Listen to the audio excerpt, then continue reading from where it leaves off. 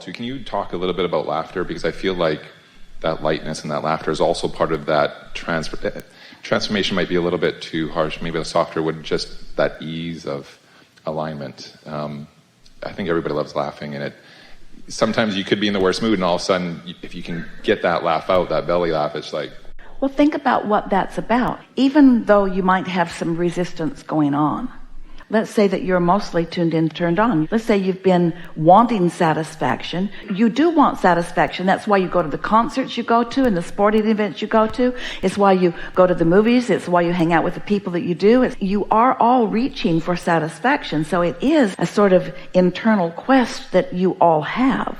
This isn't new to you. We just want to put an emphasis on it, and we want you to be aware of when you're satisfied and when you're not, so that you can do something about it.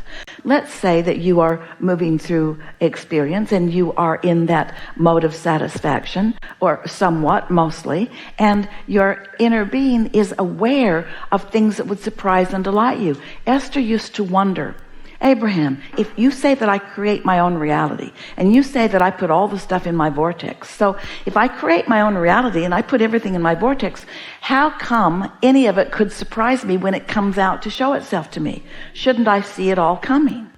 And we say, you've put it in incrementally, and you have no idea the depth and breadth of what's there and the cooperative components that have been gathered. And when you are in a receptive place, such that you receive an impulse and you've practiced following the impulse into timing that surprises and delights you, that's usually when that laughter comes. It's the juxtaposition against something else, and it's the benefit of the contrast too. Also, if satisfaction feels like satisfaction feels, where would you put laughter on that scale? High. Way higher. So isn't there quite a bit of momentum? Aren't you lighthearted? Aren't you feeling more easy? Have you ever tried to make someone laugh? Esther saw a teenager with his mother in the airport yesterday, and he could not have done a more effective job of putting expression on his face that says, I hate being here and I hate you for making me be here. And she was just catering all over him. She handed him a pillow so that the poor lad could nap, and she was giving him things to eat, and the look on his face just said, you can't make me happy. You cannot make me happy. You will not make me happy. You will not make me happy. And Esther thought nothing that anybody could do would have changed the mood that he had decided to be in. He was unlaughable, he was unlovable, he was unreachable because he had decided to be. But his inner being could reach him, because, you see, he was just trying to punish his mother and all the other people in the airport who were around him. But he does have a relationship with his inner being. And Esther thought, wouldn't it just be the most wonderful thing if something would happen that would make him lighten up a little bit? And then his mother got up and she went and stood in line. They were flying Southwest, and he stayed there. He wasn't going to get up until the last possible minute that he needed to. And so he must have had the latest boarding group, because Esther was nearly the first one on the airplane, and she sat there and she kind of watched for him. And his mother came on, and then someone else came on, and eventually he came on when there was no place else to be. And as he was standing in front of Esther, and he was looking very tall, and he was looking down, and there were only middle seats left, Esther could not stop laughing. She just could not stop laughing. In other words, it was so mutual. It was so exactly. His mother wasn't even able to save a seat for him. And she tried. She was trying to save it. She was trying to hold it out, and other people were filling in, and the flight attendant moved some people, and it was just impossible. The universe was not going to cooperate with this person who had decided that his life was terrible. And when the evidence of that came full circle, and he came on board, and he stood, and just the look on his face as he looked at only middle seats, as far as he could see, he looked like he wanted to die. And Esther found that the funniest thing that she had ever seen. Not because she is unkind. In fact, Esther would be the one that would get up and give him her seat. But not today. Not today. Not today. Not today. I heard a story, I mentioned about Jerry when he was an MC, and there was some individual that had the guitar that would always come on. Love more stories about that. I forget what his name was, but he was just like the joy of the party, even though he wasn't really that good at guitar, or maybe he would have been all right. Can we hear another story about this individual? The way Jerry described him is that he played the banjo and sang, but he didn't really do either one very well. His name was Woo Woo Stevens. That's it, yeah. And he always had to be the last one on the show because no one could follow him, because they didn't want anyone after they had him. Because his appreciation of his talentless talent, his love of life, and his pleasure of the audience was just so much that no one could follow him. And so he would go, woo, woo, woo, woo, and the whole audience would go, woo, woo, woo, woo. Long time ago, you've changed.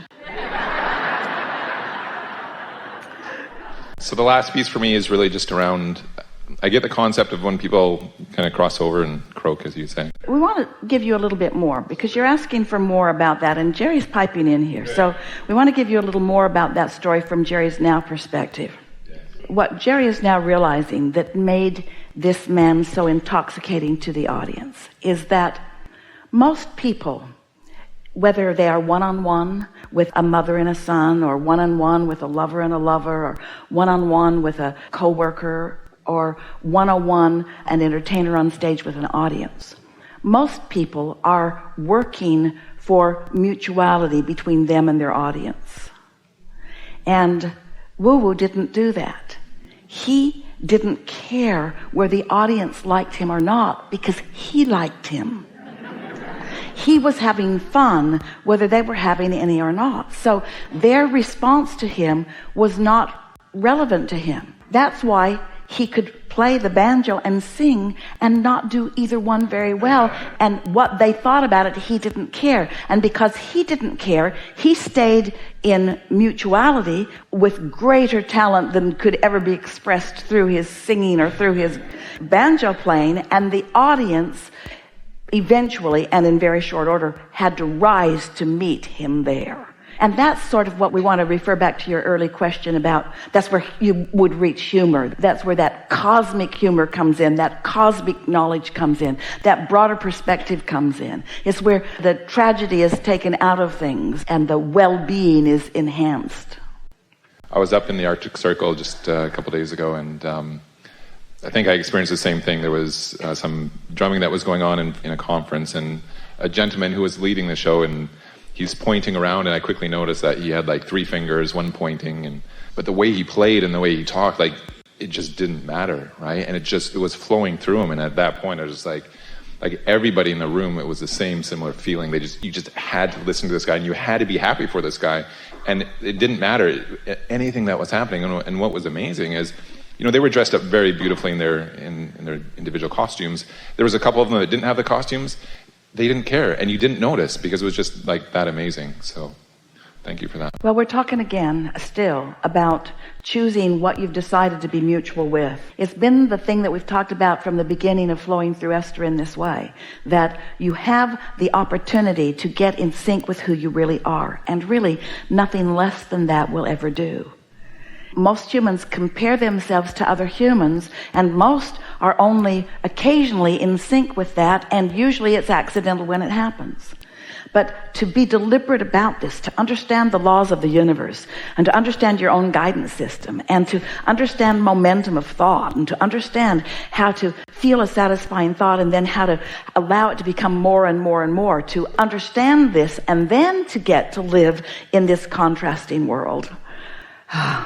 It's like being the most magnificent artist with all of the artistic materials that you could ever even comprehend at your fingertips, ready for you to add your clarity and your desire to them. And then the entire universe working to turn those ideas into the magnificence that you are all capable of.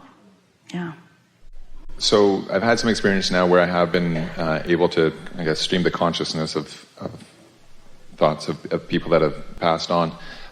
What I'm kind of interested in is, I can't quite yet I'm getting my head around. It's a little tricky because you're relatively new to the idea that they are now pure positive energy. Some of what you remember about them is now a flawed premise about who they now are. Which mutuality are you seeking? Daddy, tell me where you buried the money. Or, how you doing? How you doing will lead you to all the treasures of the world. Where you buried the money, you might remember the crotchety old guy that didn't believe in banks.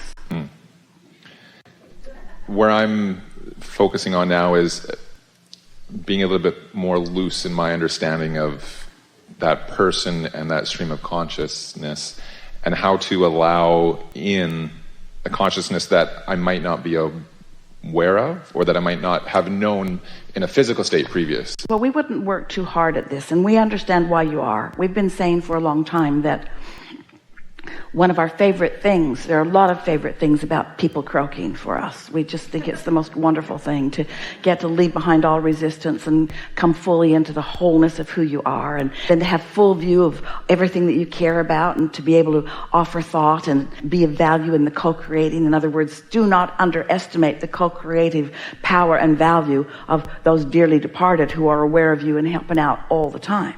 One of the other best things about them re-emerging is that now, often, as you said, especially in the beginning, you've got your attention upon them. And so your expectation shifts just by your new definition of where they are and what they might now be doing. So just by knowing about them, you usually automatically put yourself in a place of allowing more of that for yourself. But you don't need them. You've always had a full open channel to all of that. It's just that now you're thinking about it more, in more of a simpler explanation. Let's say that you are a musician and you have ideas of things that you want to create, melodies that you want to write and lyrics that you want to write and instruments that you want to play. And you happen to know some of your favorite entertainers who have reemerged into non-physical. So now you're wanting to tune into them for some inspiration. Well, what we want you to understand is that you always had access to all of that anyway. You had access to the inspiration that they were receiving from the same source that they were receiving it from. And you have this individual beingness that is you, that would cause you, through your focus, harness whatever you want into something that is uniquely you. This is really what we want to say, and this is the importance of the conversation that we're having here. It's great that you know people who have reemerged into non-physical, and it's good that they might help you get your attention upon your non-physical aspects. But you don't need them to lead you to your non-physical inner being, who always has been and always will be here flowing with you. If it's satisfying, then do it. But there's no reason to do it, because you have access to all of that and more. So I guess that's the question, is how do you, maybe not how, but there's inspiration comes through. I know in large part probably in aligning with the inner being, but what is your inner being like? Is it like a super version of you? Is it the same personality?